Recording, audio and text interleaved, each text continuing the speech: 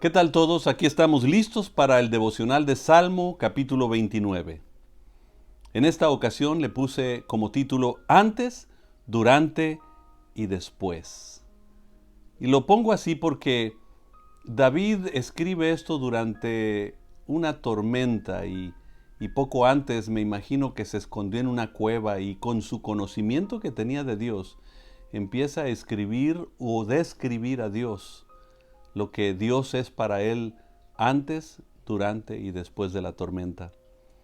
Yo al leer este pasaje recordaba los pasajes de Marcos capítulo 4, cuando Jesús está en la barca con los discípulos, hay una tormenta y finalmente se para Jesús y calma la tempestad. Y los discípulos decían, ¿quién es este que aún los vientos y los mares le obedecen? Bueno, lo que pasa es que no conocían totalmente al Dios del universo, al Creador. Y cuando uno lo conoce puede hacer lo que hizo David. Imagínate en la cueva él y él describiendo a Dios. Y lo divido en tres partes. La primera parte es antes de la tormenta y es la proclamación. Versículo 1 y 2. Quiero que observen las palabras honren y adoren. La pregunta que yo quiero hacer es, ¿tú puedes honrar y adorar a Dios sabiendo que viene una tormenta a tu vida?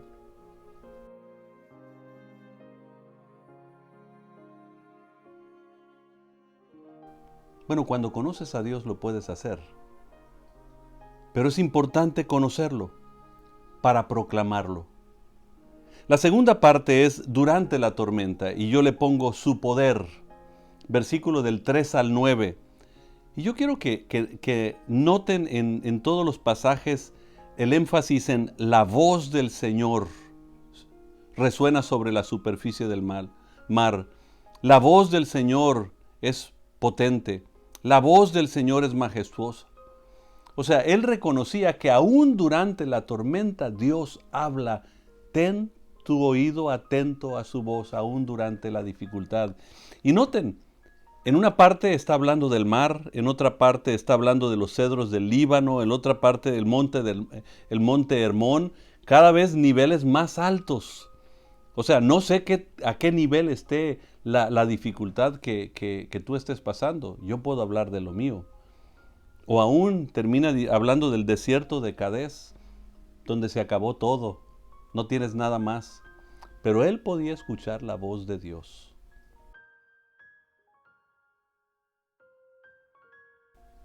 La tercera parte es después de la tormenta.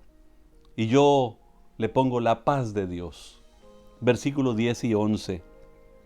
Noten en esos pasajes las palabras gobierna, da fuerza, el Señor gobierna las aguas de la inundación, el Señor gobierna como rey para siempre. Y me imagino a David recordando la inundación y cómo el arco iris era una muestra de que Dios iba a traer su paz sobre aquellos que confían en Él. Mira, cuando esté por llegar una tormenta a tu vida, lo que tú puedes hacer antes, durante y después es adora a Dios.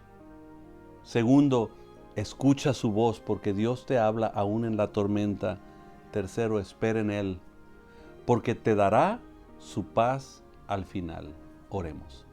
Señor Jesús, te doy gracias porque entre más te conozcamos, más podemos confiar en ti y eso nos trae la paz tuya que sobrepasa todo entendimiento.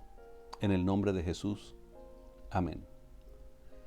Nos vemos mañana con Salmo capítulo 30.